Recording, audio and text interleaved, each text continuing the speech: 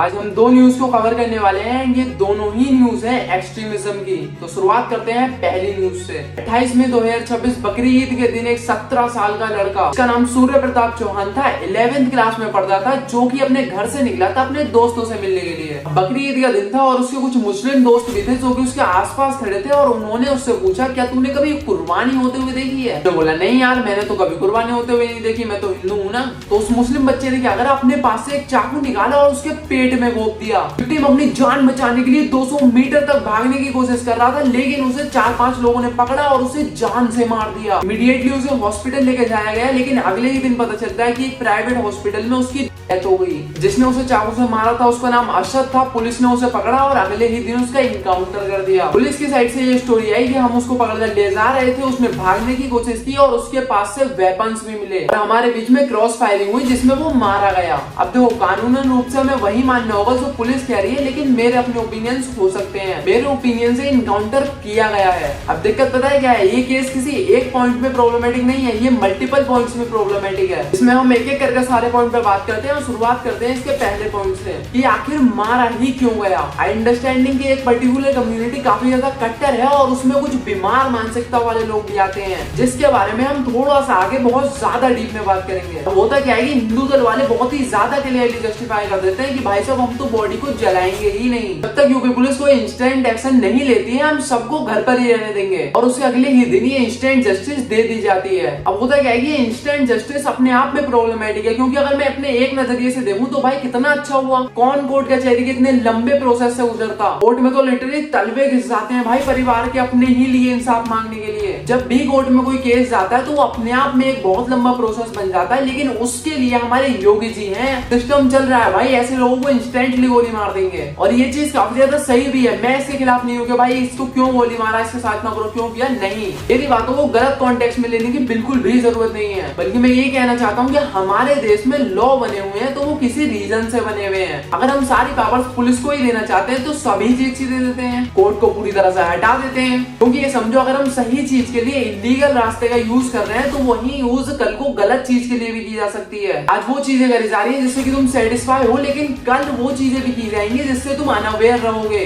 या फिर तुम्हारे लिए ही प्रॉब्लमेटिक रहेगी, क्योंकि यही एक एग्जांपल सेट हो रहा है। एक बार अगर ये चीज नॉर्मलाइज हो जाएगी ना कि यूपी में तो भाई साहब ऐसा ही होता है, और वो चीज इससे ज्यादा बड़ी प्रॉब्लम बन जाएगी। मैं ना तुम लोगों को इसका एक एग्जांपल देकर समझाता हूँ। तुम में से जो लोग रजत दलाल को जानते होंगे उन्होंने उसकी ये वाली वीडियो तो देखी होगी। बाकी जिन लोगों को इस वीडियो के बारे में नहीं पता तो मैं थोड़ा सा कॉन्टेक्स्ट दे देता हूँ। कुछ बाबा लोग रजत दलाल के घर के बाहर आते हैं एंड कुछ खाने वगैरह के लिए मांगने लग जाते हैं। रजत दलाल रिस्पॉन्स में ये कहता है कि मैं खाना तो दे दूंगा, लेकिन एक बार अंदर आ जाओ करके, और वो उनको घर के अंदर लेकर आ जाता है और फिर उनसे बोलता है कि हनुमान चालीसा सुनाओ। और जैसा कि सबको पता ही है कि वो बाबा ढोंगी थे तो वो नहीं सुना पाते हनुमान चालीसा। तो इसके बाद रजत दलाल क्या करता है, उनको मारने लग जाता है। अब इस चीज को सोशल मीडिया पर करने के बाद ना इसको बहुत ज्यादा सपोर्ट मिलता है, क्योंकि लोगों को कहीं ना कहीं वो बातें सही भी लग रही थी कि ओवरऑल वो ढोंगी बाबा लोग हमारे धर्म का नाम बदनाम ही कर रहे हैं। कहीं ना कहीं ये चीज लोगों को सही भी लग रही थी, लेकिन इसके बाद जो होता है वो काफी ज्यादा प्रॉब्लमेटिक चीज है। सोशल मीडिया पर रजत दलाल ने एक बार ये चीज कर ली तो उसके बाद उसे लगने लगता है कि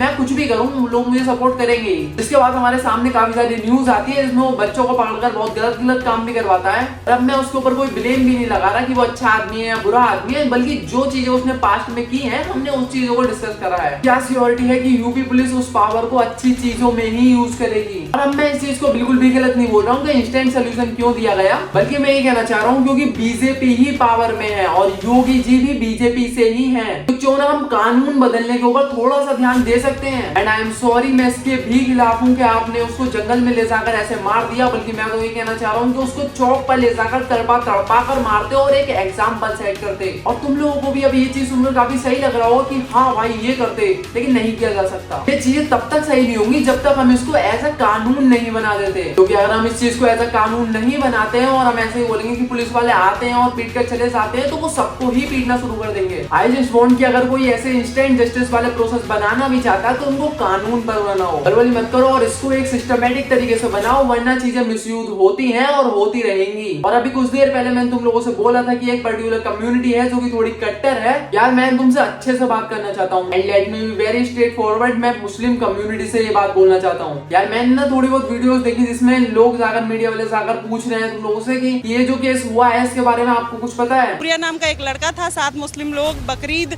पे ले जाते हैं ईद मनाने के लिए, चाकू घोंप के मार देते हैं। क्या कहेंगे आपके खोड़ा की, आपके मोहल्ले की? ऐसे कई आज से पहले भी हुआ ऐसा काम कोई, जैसे कि आप आज हुआ तो उस पे क्या नहीं, ऐसा कुछ नहीं है जैसे कि आप झूठ बोल रहे हैं सब। बोलते हैं कि हाँ भाई हमें पता है, ऐसा कोई गोली मारकर थोड़ी मारना चाहिए था। अब इंटरव्यूअर कहता है कि हाँ गोली मारकर तो थोड़ा गलत करा, लेकिन जो बच्चे को उसने मारा था उसके साथ क्या सही हुआ, उसके ऊपर ये कहता है कि हमें नहीं पता, अल्लाह जाने, अल्लाह को पता होगा। ये जो गोली मारी है ये भी अल्लाह को पता होगा। मेरा पॉइंट ये नहीं है कि सारी मुस्लिम कम्युनिटी हिंदुओं के खिलाफ है, बल्कि मैं ये कहना चाहता हूँ कि जब भी ऐसी भी कोई चीज होती है तो इसके ऊपर मुस्लिम कम्युनिटी की कोई स्टेटमेंट नहीं आती है। इसको ना मैं एक एग्जाम्पल से समझाना चाहता हूँ कि जब भी अगर कोई केस होता है तो उसमें कभी ये सुना है कि सिर्फ लड़कियां प्रोटेस्ट कर रही हैं? उसमें भाई लड़के भी कैंडल लेकर अपने घर से बाहर निकलते हैं, लड़के भी प्रोटेस्ट करते हैं ये शो करने के लिए कि उन हैवानों में और हम में बहुत फर्क है। ये चीज शो करने के लिए कि हम वो नहीं है और हम इसके खिलाफ हैं, शो करने के लिए कि उससे हमारा कोई एसोसिएशन नहीं है, हमारी आइडियोलॉजी उसकी ऐसी नहीं है। और जब भी अगर कोई ऐसी चीज होती है और आपसे इंटरव्यू लिया जाता है और आपसे पूछा जाता है कि आप इसके ऊपर क्या कहना चाहते हैं, तो आप क्लियरली मना कर देते हैं। मैं ये चीज ब्लेम बिल्कुल भी नहीं कर रहा हूँ कि सारे मुस्लिम से एक जैसे हैं, बट आप लोग वीडियोस नहीं बनाते हो। जब भी कोई भी ऐसी चीज होती है तो उसमें आप अपना क्लियर स्टेटमेंट नहीं देते हैं कि हाँ उसने गलत करा, हम उससे एसोसिएटेड नहीं है और हम उससे प्योर खिलाफ हैं। एंड आई नो काफी सारे मुस्लिम्स ऐसे होंगे जो कि इस चीज के खिलाफ होंगे कि हाँ किसी इंसान को क्यों मारना, आपको किसी को मारने की अथॉरिटी कहाँ से मिली। एक तरफ आप आके बोलते हो कि हमारे यहाँ पर सिखाया जाता है कि किसी का दिल भी मत दुखाओ, दूसरी तरफ आप आकर बोलते हो कि हमारे रूल्स में सिखाया जाता है कि आप दारू भी मत पियो, तीसरी तरफ पर आकर आप किसी को कोने में ले आकर पूछते हो कि भाई कुर्बानी कभी देखी है? मैं दिखाता हूँ। अगर आप लोग भी इसके ऊपर चाहते हो कि ये डिवाइड एंड रूल खत्म हो तो आप लोगों को भी इसके ऊपर अगर स्टैंड लेना पड़ेगा। जब भी कोई मुस्लिम गलत करता है तो आप लोग चुप हो जाते हो और जब भी कोई हिंदू गलत करता है तो आप सड़कों पर आ जाते हो। भाई ये गलत है एंड आई एम 100% श्योर कि अगर यही सेम चीज किसी हिंदू ने की होती, हजारों लोग कमेंट्स में अगर इसके ऊपर स्टैंड लेते कि हाँ ये गलत है और तूने गलत करा। और ना तो मैं आपकी कोई इस टाइप की स्टेटमेंट देख पा रहा हूँ, ना ही मैं आपकी कोई वीडियोस देख पा रहा हूँ, कल से रील स्क्रॉल कर रहा हूँ भाई। तो यही बात थी जो मुझे मुस्लिम कम्युनिटी से कहनी थी। और अगर इसके ऊपर तुम्हें स्टैंड लेना है तो लो, नहीं लेना तो मत लो, मुझे क्या फर्क पड़ता है भाई। मेरा मन करा बस तुम्हें थोड़ी सही रास्ता दिखाने का तो मैंने बता दिया। बाकी मेरा इस केस के ऊपर क्या ओपिनियन है, मैं अपना ओपिनियन रख सकता हूँ, ये मैंने तुम्हें बता दिया है भाई। अगर तुम मुझसे मेरा पर्सनल ओपिनियन मांगोगे ना बिल्कुल प्योर वाला, तो मैं ये कहना चाहूंगा कि भाई जब भी अगर कोई ऐसा केस होता है ना तो उसको डायरेक्टली गोली मारकर खत्म कर देना